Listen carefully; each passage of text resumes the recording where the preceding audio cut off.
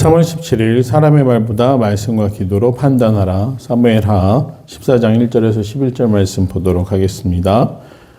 다윗은 압살롬이 모든 왕자를 죽인 줄 알고 슬퍼합니다.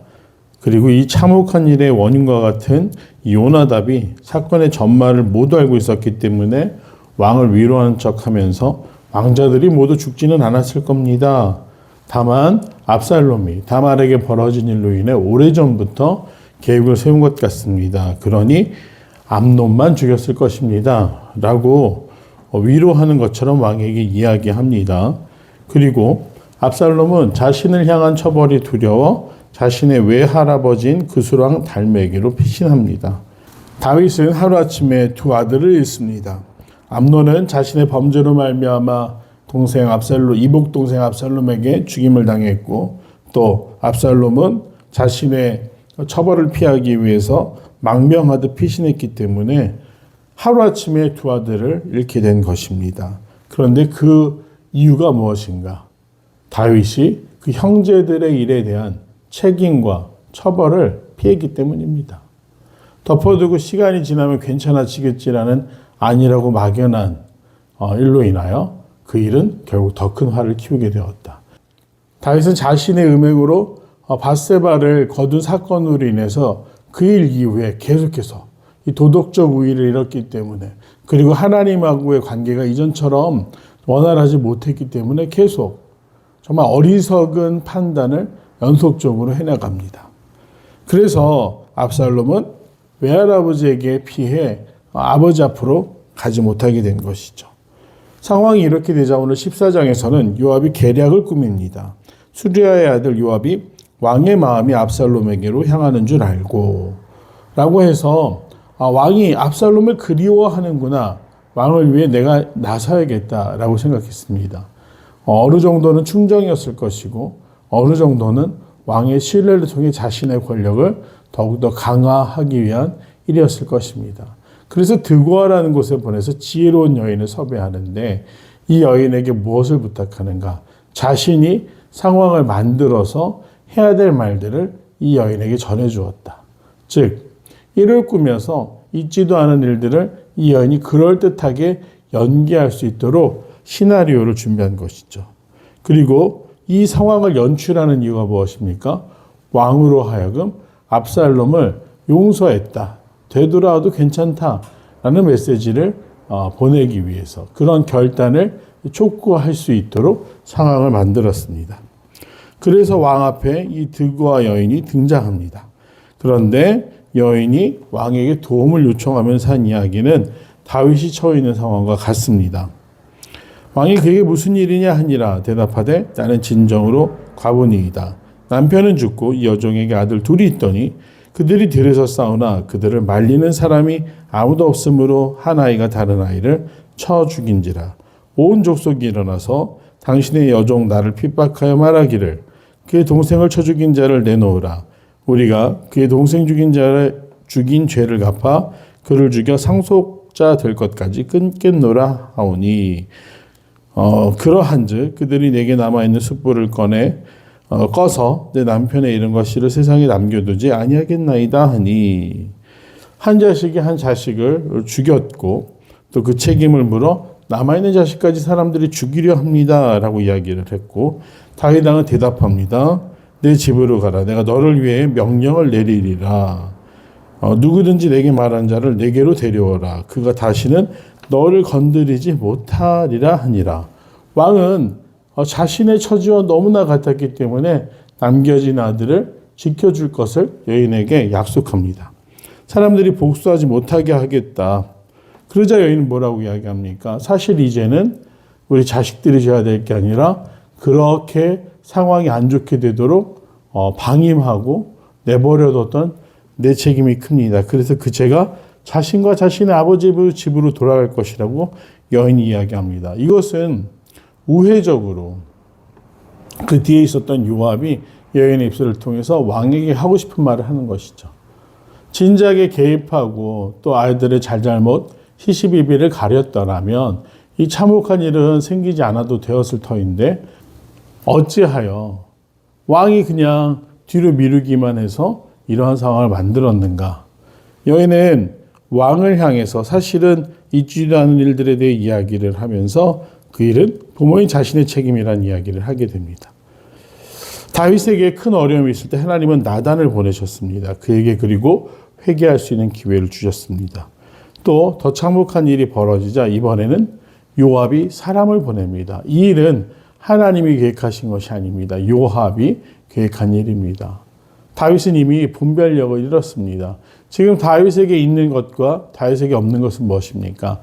다윗에게는 많은 참모, 요압과 같은 부하들이죠. 참모가 있었고 왕관이 있었고 권력과 군대와 힘이 있었습니다. 그러나 그에게 없는 것이 무엇입니까? 광야입니다. 혼자 은밀한 가운데 하나님 앞으로 나아가 하나님만을 의지하겠다 찬양했던 시간. 수많은 시편의 노래들을 만들고 그가 양을 돌보면서 양치기로 광야에서 그 고요한 가운데 하나님을 기다렸던 시간.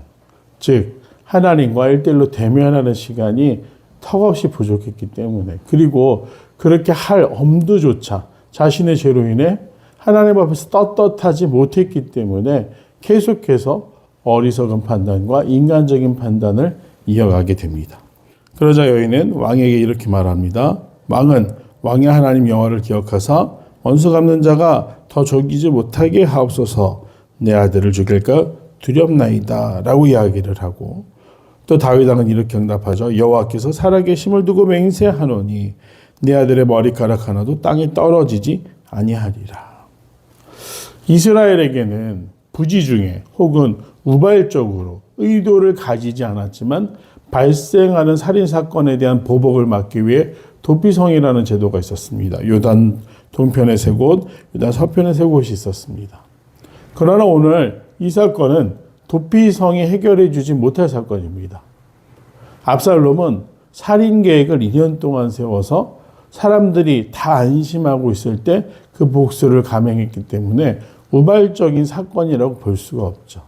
그리고 그 일에 대한 책임을 져야 했음에도 불구하고 다윗은 또 다른 아들을 잃기 싫었기 때문에 이 처벌에 대한 결정도 미루게 되고 또 그러다 보니 시간은 흐르고 그 사이에 요압이 또 계획을 꾸미고 결국 압살롬이 돌아오지만 다윗은 압살롬을 제대로 아들로서 돌아오게 한 것이 아니었기 때문에 아버지 얼굴을 보지 못하게 됩니다.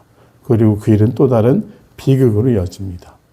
결국 하나님 앞에서 회개하고 또 잘못한 것에 대한 책임을 회피하지 않았어야 하는데 그러지 않았기 때문에 온전히 하나님을 신뢰하지 못했고 자신의 지혜와 사람들의 지혜만 의지할 때 어떤 일이 발생하는가?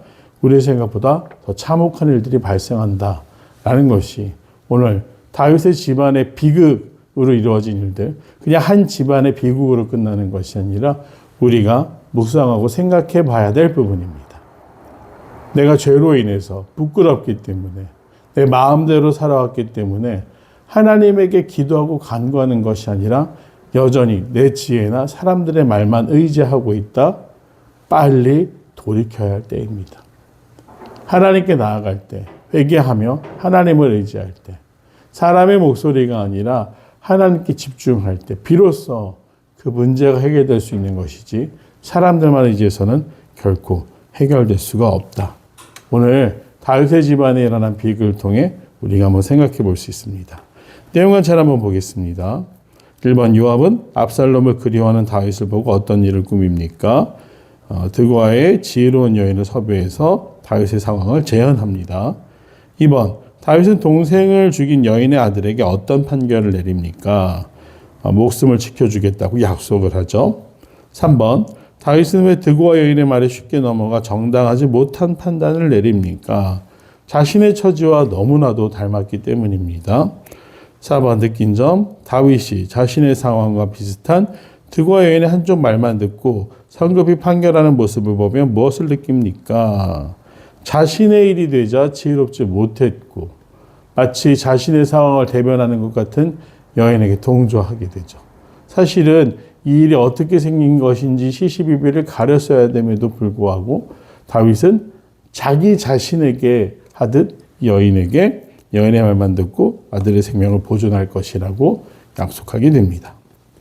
5번 결단과 적용. 최근에 사람의 말이나 상황만 보고 성급히 판단했던 적은 언제입니까? 하나님의 말씀과 기도로 분별하고 판단하기 위해 무엇을 실천하겠습니까? 최근뿐만 아니라 목회라는 여정은 계속해서 하나님께 묻고 하나님의 응답을 기다려야 되는 시간입니다. 사람들의 이야기나 우리의 경솔한 판단으로 해서는 안 되는 것이죠. 그래서 오늘 이 상황뿐만 아니라 우리가 인생길을 걸어가는 동안, 또 목회자는 목회를 감당해 나가는 동안 사람의 이야기, 시대적인 흐름, 모든 것이 다 중요하겠지만 가장 중요한 일이 무엇이겠습니까? 하나님께 묻는 일. 또 그 하나님 앞에 당당하게 나갈 수 있도록 자신을 정결하게 지키는 일이 중요하다. 하나님 앞에서 부끄러워 모습을 감춘 아담과 하와처럼, 또 다윗처럼 숨어 있는 것이 아니라 하나님 앞에 당당히 나가야 된다. 그러한 것들을 생각해 보게 됩니다. 우리의 생각, 우리의 결단, 그리고 우리의 지혜가 중요한 것이 아니라 먼저 하나님께 묻는 일, 그리고 기다리는 가운데 하나님의 응답을 확인할 수 있는 굳건한 믿음이 있는 귀한 믿음의 사람들이 되기를 간절히 소망합니다. 기도하겠습니다. 은혜로우신 아버지 하나님 감사합니다. 주님, 나를 주님 앞에서 멀리하지 마시고 주여 다시 정결한 마음을 품게 하시사 주님 품에 품어주시옵소서. 하나님 앞에 서는 일이 부끄러워지지 않도록 늘 깨어있게 하시고, 또 주님 실수하고 넘어질 때는 회개함으로 하나님 앞에 더 간절히 매달림으로 멀어지지 않게 하여 주시옵소서. 그리하여 사람의 지혜가 아니라 하나님의 세밀한 음성을 구별하여 들을 수 있는 믿음의 사람들, 그리하여 헛된 길에 들어서는 것이 아니라 좁지만 거룩하고 영원한 생명으로 행하는 길에서 떠나지 않는 믿음의 사람들, 순례자들이 될 수 있도록 늘 함께하여 주시옵소서. 감사드리며 사랑하는 예수님의 이름으로 간절히 기도드립니다. 아멘.